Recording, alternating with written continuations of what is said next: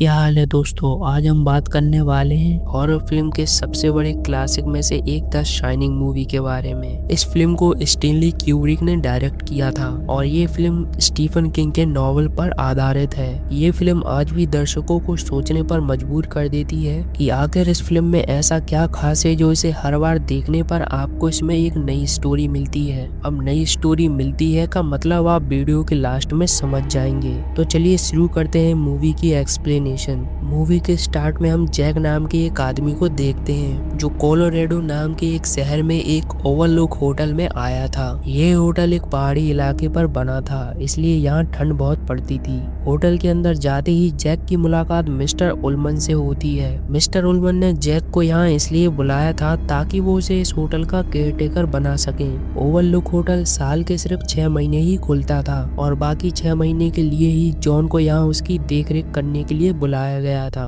Johnny बिना किसी झिझक के ये जॉब एक्सेप्ट कर लेता है क्योंकि यहाँ पर 6 महीने के रुकने के दौरान ही वो बड़ी ही आसानी से अपना राइटिंग प्रोजेक्ट कंप्लीट कर सकता था, क्योंकि इन दिनों होटल पूरी तरह से खाली रहता था। जॉब देने से पहले मिस्टर उल्मन जॉन को एक बात बताते हैं ताकि उसे बाद में कोई प्रॉब्लम ना हो। उल्मन जॉन को बताते हैं कि सन 1970 में एक ग्रेडी नाम के आदमी ने भी बिल्कुल जॉन की ही तरह इस जॉब को एक्सेप्ट किया था, पर होटल की आइसोलेशन ने उस पर ऐसा इफेक्ट डाला कि वो दिमागी रूप से पागल हो गया और उसने अपनी ही बीवी और दोनों बेटी का कत्ल कर दिया। इस वाक्य को सुनने के बाद भी जॉन इस जॉब के लिए हाँ कर देता है क्योंकि वो इस स्टोरी को थोड़ा हल्के में ले रहा था। जॉन के बाद हम उसकी बीवी और उसके बेटे को देखते हैं। जॉन की बीवी का नाम वेंडी था और उसके बेटे का नाम डैनी। डैनी जब ब्रश कर रहा था तभी हम उसे टोनी से बात करते हुए देखते हैं। टोनी दरअसल डैनी की एक दूसरी पर्सनैलिटी था जो अक्सर डैनी से बात किया करता था। टोनी डैनी को बताता है कि उसके फादर को जॉब मिल गई है और वो कुछ ही टाइम में उसकी मॉम को कॉल करेंगे। अगले पल ऐसा ही होता है। वेंडी को जॉन का कॉल आता है जिसमें वो उसे जॉब मिलने की बात कर रहा था। टोनी डैनी से बात करने के दौरान ही उसे एक अजीब बात कहता है जिसमें वो उसे ओवरलुक होटल जाने से मना कर रहा था। डैनी जब इसका कारण पूछता है तो वो उसे कुछ नहीं बताता, पर डैनी के इंसिस्ट करने पर टोनी उसे एक विजन दिखाता है जिसमें उसे 2 एलिवेटर के लेफ्ट साइड से ढेर सारा खून बाहर आते दिख रहा था। डैनी को 2 लड़कियां भी दिखती हैं जो कहीं ना कहीं उस केयरटेकर की ही बेटी होंगी जिसने उन्हें होटल में मार दिया था। डैनी इस खौफनाक नजारे को देख बेहोश हो जाता है और जैसे ही उसकी आंख खुलती है तो वो अपनी मॉम को और एक डॉक्टर को अपने बगल में पाता है। डॉक्टर जब डैनी से पूछती हैं कि वो भला बेहोश कैसे हो गया तो डैनी उन्हें बताता है कि जब वो टोनी से बात कर रहा था तभी ऐसा हुआ और उसके बाद उसे कुछ याद नहीं। टोनी का नाम सुनते ही डॉक्टर डैनी को उसे उससे मिलवाने को कहती हैं, पर डैनी उनसे कहता है कि वो ऐसा नहीं कर सकता क्योंकि वो इस समय उसके पेट में छुपा है और बेटर यही होगा कि उसके बारे में बात न की जाए। डैनी के इस इमेजिनरी फ्रेंड के बारे में और जानने के लिए डॉक्टर वेंडी से भी पूछताछ करती है। वेंडी डॉक्टर को बताती हैं कि डैनी ने टोनी से बात करना तब शुरू किया था जब उसका शोल्डर टूट गया था। तो हुआ ऐसा था कि एक रात जब उसके हस्बैंड जैक नशे की हालत में घर आए तो उन्होंने गलती से डैनी का कंधा तोड़ दिया था और इस हादसे के बाद से ही डैनी ने अपने इमेजिनरी फ्रेंड से बात करना शुरू किया। वो डॉक्टर को ये भी बताती हैं कि इस गलती के बाद से ही उनके हस्बैंड ने 6 महीने तक शराब को हाथ नहीं लगाया क्योंकि वो अपने किए पर शर्मिंदा थे। वेंडी की पूरी बातें सुनने के बाद डॉक्टर उससे कहती है कि घबराने की कोई जरूरत नहीं है क्योंकि डैनी पूरी तरह से नॉर्मल है। इस सीन के बाद हम जॉन को अपनी फैमिली के साथ ओवरलुक होटल जाता देखते हैं। होटल पहुंचते ही मिस्टर उल्मन उन सभी का स्वागत करते हैं और उन्हें पूरा होटल दिखाने लगते हैं। वहीं दूसरी ओर डैनी स्पोर्ट्स रूम में खेलने चला जाता है। गेम खेलने के दौरान ही डैनी को फिर से वो लड़कियां दिखाई देती हैं जिन्हें उसने पहले देखा था। आगे होटल विजिट करने के दौरान ही जॉन और वेंडी की मुलाकात हेलोरन नाम के व्यक्ति से होती है जो उस होटल का हेड शेफ था। हेलोरन शेफ होने के साथ साथ एक साइकिक भी था जो बिना कुछ बोले मन से ही बात कर लिया करता था। वो ये बात सिर्फ डैनी को बताता है और वहीं डैनी हेलोरन को अपने सिमिलियर देख उसे भी टोनी के बारे में बता देता है। दोनों एक दूसरे को काफी अच्छे से जान गए थे, पर तभी डैनी उससे एक अजीब सा सवाल पूछता है। वो उससे कहता है कि इस होटल में एक रूम नंबर 237 है और क्या वो उसके बारे में कुछ जानता है। इस रूम का नाम सुनते ही हेलोरन उसे वार्निंग देते हुए वहां जाने से मना करता है क्योंकि वो वही कमरा था जहां उन दोनों लड़कियों का कत्ल हुआ था।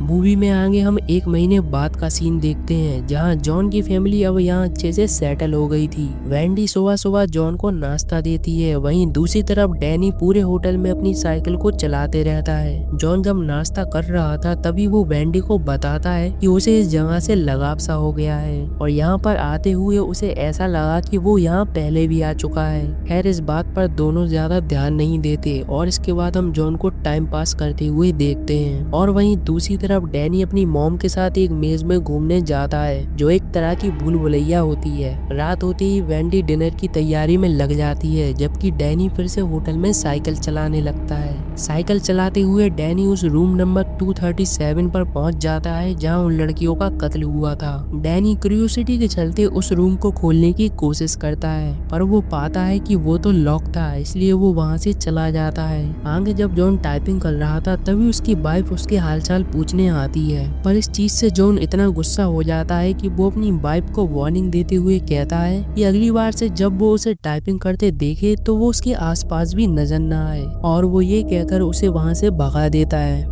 थर्सडे की सुबह जब दोनों माँ बेटे बर्फ में बाहर मजे कर रहे थे तभी जॉन उन्हें बहुत ही ईविल स्माइल के साथ देखता है। सैटरडे तक आते आते यहाँ का मौसम बहुत ही बर्फीला हो जाता है और इसी वजह से होटल के सारे टेलीफोन काम करना बंद कर देते हैं। बाहर न जा पाने की वजह से डैनी फिर से होटल में साइकिल चलाने लगता है, जहाँ साइकिल चलाते वक्त ही उसे फिर से वो लड़कियां दिखाई देती हैं, लेकिन इस बार उसे ये भी दिखता है कि वो कैसे मरी थी।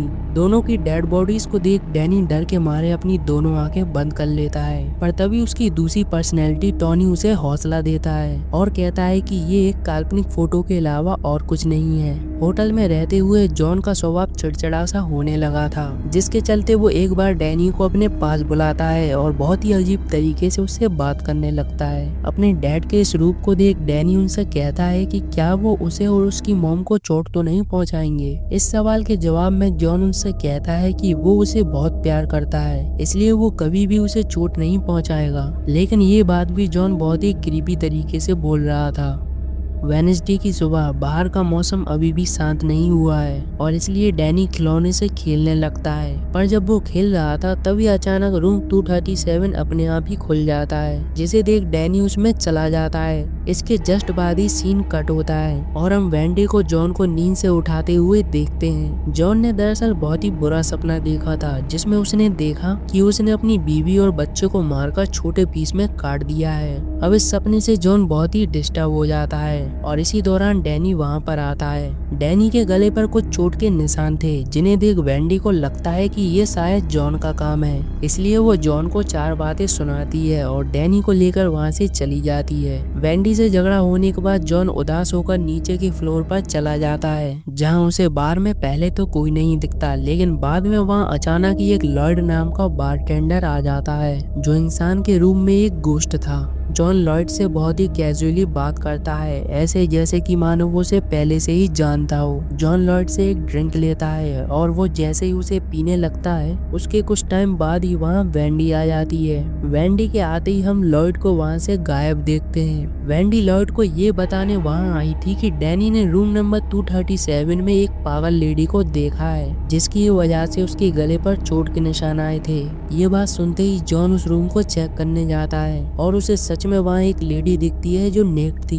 वो लेडी जॉन को देखते ही उसे सीड्यूस करने लगती है और इस काम में कई हद तक जॉन को भी मजा आ रहा था, लेकिन उसका मजा खराब तब हो जाता है जब वो पाता है कि जिस लेडी को वो पकड़े हुए हैं वो दरअसल एक बूढ़ी औरत की लाश है। जॉन किसी तरह लाश से बचकर अपने रूम में जाता है और वेंडी के सामने ऐसे बिहेव करने लगता है कि जैसे कुछ हुआ ही ना हो। होटल के बिगड़ते हालात को देख डैनी मिस्टर हैलोरन को टोनी की मदद से एक मैसेज भेजता है, जिसे देखने के बाद हैलोरन होटल जाने की तैयारी करने लगते हैं। डैनी को गले पर चोट लगने वाले वाक्य के बाद से ही वेंडी जॉन को इस होटल से वापस चलने को कहती है, पर जॉन उसे साफ साफ मना कर देता है और इसी वजह से दोनों में बहस हो जाती है, जिससे परेशान होकर जॉन वापस बारटेंडर के पास जाता है। जॉन शराब पीने के लिए जैसे ही नीचे जाता है तो वो पाता है कि वहाँ तो पार्टी चल रही थी, जो कि इंसानों की तो थी नहीं, क्योंकि इस टाइम पूरा होटल खाली था। नीचे ड्रिंक करने के दौरान ही जॉन की शर्ट गंदी हो जाती है, जिस वजह से उसे शर्ट को साफ करने के लिए बाथरूम में जाना पड़ता है। बाथरूम में जॉन की मुलाकात एक ग्रेडी नाम के आदमी से होती है, जो कोई और नहीं बल्कि वही आदमी था जिसने अपनी बीवी और बच्चों को मार डाला था।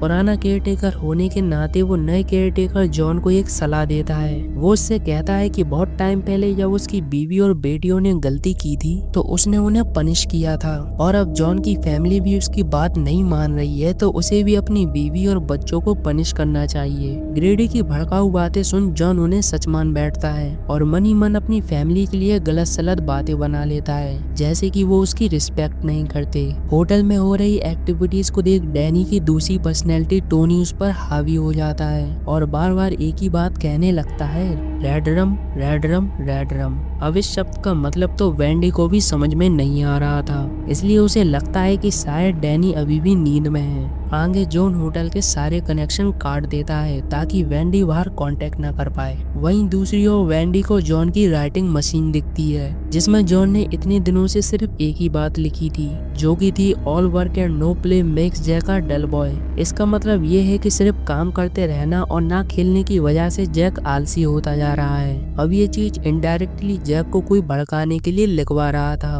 और जब ये बातें वेंडी पढ़ रही थी तभी वहाँ जैक आ जाता है, इसलिए वो खुद को एक बेड से प्रोटेक्ट करते हुए अपने रूम में जाने लगती है। पर जब जैक जबरदस्ती उसके पास आने की कोशिश करता है तो वो जैक के सर पर जोर से बैट को मार देती है। बैट काफी तेज गलने की वजह से जैक बेहोश हो जाता है, और इसी चीज का फायदा उठाकर वेंडी उसके होश में आने से पहले ही उसे एक स्टोर रूम में बंद कर देती है। वेंडी जल्द से जल्द यहाँ से बाहर जाने के लिए कार लेने जाती है, पर वो पाती है कि जॉन ने तो पहले ही कार के सारे पुर्जे निकाल दिए थे। अपनी बीवी को पहली बार मारने में फेल हो जाने की वजह से ग्रेडी उसे एक आखिरी मौका देता है और उसके लिए स्टोर रूम का दरवाजा खोल देता है। जॉनी के इरादे टोनी को पहले से ही पता चल गए थे, इसलिए वो एक लिपस्टिक लेकर गेट पर रेड रम लिखते हुए वेंडी के सामने बार बार रेड रम चिल्लाने लगता है। और बाद में जब वेंडी गेट पर लिखे हुए रेड रम को आईने में देखती है तो वो उसे एज अ मर्डर वर्ड के रूप में दिखता है, जिसका मतलब ये था कि टोनी इस पूरे टाइम से ही वेंडी को फ्यूचर में होने वाले मर्डर से आगाह कर रहा था। स्टोर रूम से निकलने के बाद जॉन कुल्हाड़ी लेकर वेंडी का कमरा तोड़ने लगता है। जॉन से बचने के लिए वेंडी खुद को और डैनी को बाथरूम में लॉक कर लेती है, जो डैनी को तो खिड़की से बाहर निकाल देती है, पर गैप कम होने की वजह से वो खुद बाहर नहीं निकल पाती। इसके बाद जॉन बाथरूम का गेट तोड़कर वेंडी को हार्म पहुंचाने की कोशिश करता है, पर वेंडी खुद का सेल्फ डिफेंस करते हुए उसे नाइफ से एक कट मार देती है, और बात इसके आगे और बढ़ती पर तभी वहाँ बाहर मिस्टर हैलोरन आ जाते हैं। इसलिए जॉन सबसे पहले उन्हें मारता है और बाद में डैनी का पीछा करने लगता है। जॉन से डिस्ट्रैक्ट होने की वजह से वेंडी तुरंत टॉयलेट के बाहर आ जाती है और पूरे होटल में डैनी को ढूंढने लगती है। होटल में दौड़ने के दौरान ही वेंडी को तरह तरह के गोश्त दिखाई देते हैं, जिनमें से कोई भालू की शक्ल का था तो कोई आधा कटा हुआ। वेंडी को मिस्टर हैलोरन की लाश भी दिखती है, जिसे देख वो सीधे पार्टी वाले रूम में चली जाती है, जहाँ वो पाती है कि पूरा रूम कंकालों से भरा हुआ था, और ये सभी कंकाल या फिर कहूँ स्पिरिट्स उन लोगों की आत्माएं थीं जो किसी कारणवश मिस्टीरियस तरीके से या फिर कहूँ किसी दर्दनाक तरीके से यहाँ मारे गए थे। आगे हम डैनी को जॉन से भागते हुए देखते हैं, जो उससे बचने के लिए मेज में घुस जाता है और बड़ी ही चालाकी से अपने पाँव के निशान मिटाकर साइड में छुप जाता है, क्योंकि जॉन उसे उसके पैरों के निशान की मदद से ही ढूंढ पा रहा था। पर अब चूंकि डैनी के निशान बीच में ही आकर रुक गए थे, इसलिए जॉन पागलों की तरह उसे पूरे मेज में ढूंढने लगता है, और काफी कोशिशों के बाद भी वो ना तो डैनी को ढूंढ पाता है और ना ही बाहर निकलने का रास्ता। पर डैनी को तो मेज का एग्जिट पता था, क्योंकि वो अक्सर अपनी माँ के साथ यहाँ खेला करता था। डैनी मेज से बाहर आ जाने के बाद अपनी मॉम को अपने सामने पाता है, जिसके बाद दोनों ही मिस्टर हैलोरन की गाड़ी की मदद से वहाँ से भाग जाते हैं। पर जॉन, जो कि अभी भी मेज में भटक रहा था, वो बाहर न निकल पाने की वजह से वहीं सुबह तक जम जाता है, और मूवी के आखिर में हम उसकी फोटो को होटल के एक पोर्ट्रेट में देखते हैं, जिसका मतलब ये था कि जॉन ऑलरेडी अपनी पास्ट लाइफ में ओवरलुक होटल में रह चुका था, और ये उसका दूसरा जन्म था। क्योंकि मैं आपको याद दिला दूं कि जब जॉन वेंडी के साथ इस होटल में आया था तो उसने उससे कहा था कि मुझे ऐसा लगता है कि मैं यहाँ पहले भी आ चुका हूँ, और जब जॉन ग्रेडी से भी मिला था तो उसने भी उससे कहा था कि वो सिर्फ अभी इस होटल का केयरटेकर नहीं है, बल्कि वो तो उससे भी पहले इस होटल का केयरटेकर रह चुका है। और इस सस्पेंसफुल इंफॉर्मेशन के साथ ही ये मूवी भी यही एंड हो जाती है। पर रुकिए गाइस, मैंने आपके सवाल का जवाब तो दिया ही नहीं। मैंने वीडियो के स्टार्ट में कहा था कि इस मूवी को बार बार देखने पर आपको इसमें एक नई स्टोरी मिलती है। तो सुनिए, इस मूवी में दरअसल गोश्त नाम की कोई चीज ही नहीं है, क्योंकि ये सब जैक के मन का सिर्फ एक भ्रम था, जो इस होटल के आइसोलेशन का नतीजा था। जॉन यहाँ के अकेलेपन से इतना पागल हो गया था कि उसने खुद से ही चीजें इमेजिन करना शुरू कर दिया, और पागलपन के चलते ही उसने अपनी फैमिली को मारने की कोशिश की। पर गाइस, ये थियरी भी कई हद तक सच नहीं है, क्योंकि इस मूवी को लेकर बहुत से तर्क हैं। पर आप अगर चाहें तो मैं उस पर भी वीडियो बना सकता हूँ, तो कमेंट में अपने विचार देना ना भूलें। Thank you guys for watching.